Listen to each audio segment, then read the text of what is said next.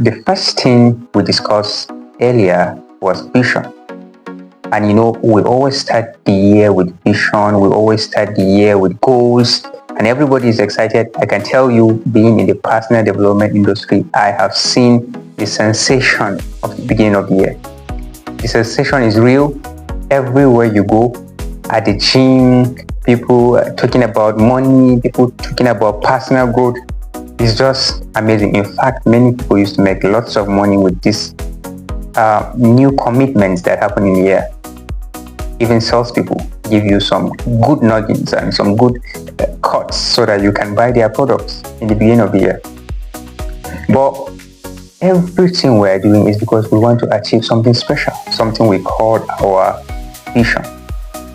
And even though a vision can be a big deal, it can be something you want to hit in 10 years, 30 years from now, we know that somehow we have to break them down into simple steps. Just like before you become a lawyer, you had to just go to law school and do some things. We all figured out that we have to do this instinctively, and therefore we started to take steps. We knew we have to break down some of these goals into days, some of these goals into even weekly. So one thing that is important is that I mentioned earlier is that even if you are fixing your goals, fixing your targets, you must be sure that they are centered around certain structures and certain systems around your life. And these systems are supposed to boost some of the most important areas that if you hit them, they can change your life completely. Now, come to think of it, one of these areas that is sensitive, emotional, and the drivers of almost all of it, the area that answers to everything else, is that of finance. Finance, money. Some couples don't talk about money without fighting. Some people don't talk about money without getting rejected. Some people don't talk about money without being scared. But some people talk about money with excitement. So what is the difference? Money is that thing that when you figure it out, keeps working for you, but if you don't, it seems like a very, very big nightmare. Why are we talking about it? It is because in all your goals and your goal setting and your systems that you create, you want to create something that makes you aware of your stand financially. That is the truth. My mentor, Ella Shamama, taught me that the first thing you need to do anytime you are dealing with your money is to define your current state. Your current state is the most important thing. And if you cannot define your current state, you cannot move from one state to another. Now, this is interesting. How do you define your current state? Some of the most important keywords when you're defining your state financially, it could be you're in financial crisis. It could be that you are in financial instability. It could be that you are now stable. It could mean that you are now rich. It could even be that you are wealthy. But how do you know if you do not understand the basic definition of terms? So first, I will ask every one of you watching this, all of you in my mentorship platforms, to first of all, take 1 week and do a thorough research about what is called financial state. And then review it. What is my financial state? What does the money in my bank account says? For example, if I am in financial crisis, it means I do not have money right now and I am already in debt, and it also means that I am struggling to even take care of my present needs. It also means that the money that will come in will not be able to take care of the needs that I already have. So we call it crisis. It means money comes in, but it goes away. We can't even trace where it's going. And this is important. The moment you understand, at least you will have it in your mind that you want to leave this state or crisis to a state called what? Stable.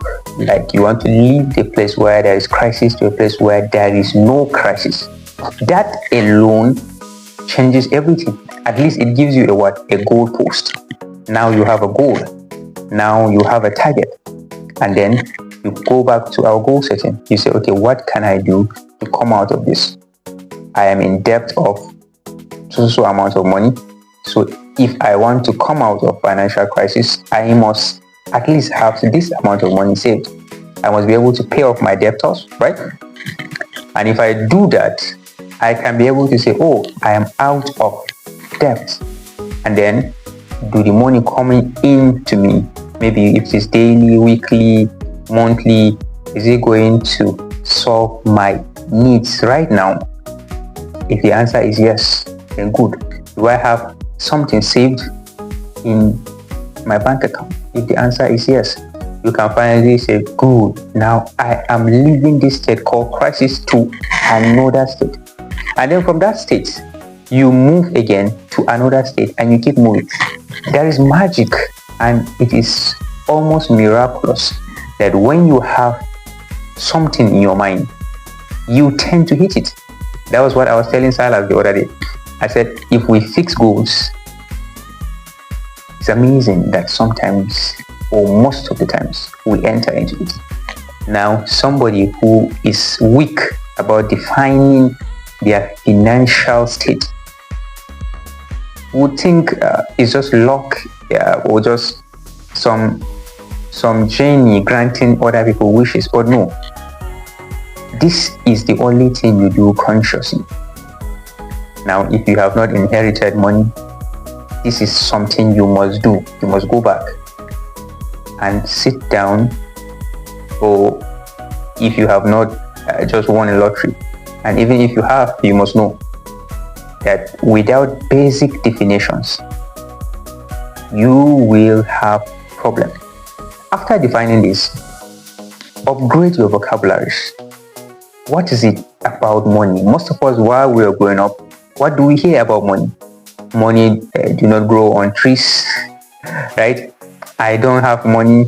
I don't have money. When things get better, we will do it. How many of you heard the word investment while growing up? How many of you heard the word investment portfolio while growing up? How many of you heard the word, okay, bonds, stock, while growing up? Or whatever it is, some reserve or mutual funds. What is it?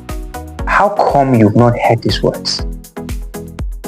You've not heard it. Right now, you have to get acquainted to these words, because somehow it's magical that when we begin to know words, we begin to enter into their reality. Now, this is a take-home assignment. Number one, you know your financial state. Number two, you improve your financial vocabularies, right? Understand that there is something called funds, bonds, stocks, investments. How can you, just everything that has to do with you from growing from your financial crisis to wealth, to a place of abundance. What happens? What are the words that I'm supposed to do? How do I know that I am now investing or I am losing? How do I know when I break even or when I am still struggling? How do I know all of this? By the time you do this, you become more powerful. You become more energetic. Now you know that you are not just a novice who is not going anywhere, but someone who is determined to make a difference out of their own lives. Thank you so much. I'll see you next time.